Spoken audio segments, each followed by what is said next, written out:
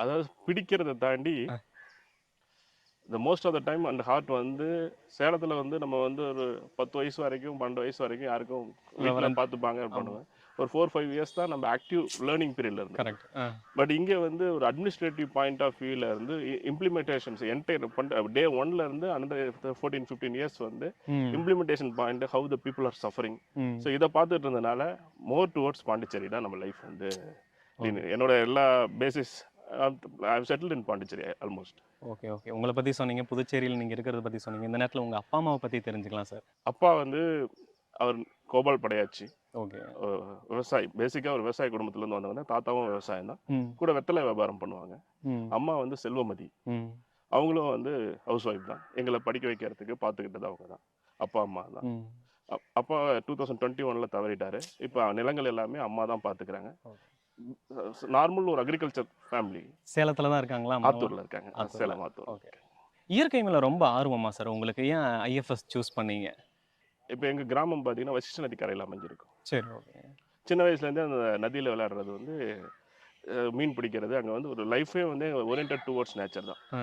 It's not ஒரு ஒரு sophisticated லைஃப்லாம் கிடையாது. ம். Normal agriculture setup based natural life. ம். அதில் இருக்கும்போது நம்ம ஒரு ஜாப் ஒரு ஹையர் எல்லாருக்கும் ஒரு ஆஸ்பிரேஷன்ஸ் இருக்கும் இல்லையா? ம். ஹையர் ஆஸ்பிரேஷன்ஸ் இருக்கும்போது ஜாப் எதை நோக்கி போனால் பார்க்கலாம் அப்படின்னு அப்போ ஃப்ரெண்ட்ஸ் மூலிமா சிவில் சர்வீஸ் எழுதலாம் அப்படின்ற ஒரு இது வரும்போது அதில் வந்து அக்ரி ரிலேட்டட் ஜாப் அப்படிங்கும்போது இந்தியன் ஃபாரஸ்ட் சர்வீஸ் வந்து இல்லைன்னு clear in second attempt.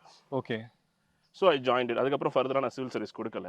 Interview அதில் வந்து மெயின்ஸ் எழுதியிருந்தேன், வரல. தென் ஜாயின்ட் இன் ஆல்மோஸ்ட் 26 இயர்ஸில் ஜாயின் பண்ணிட்டேன்.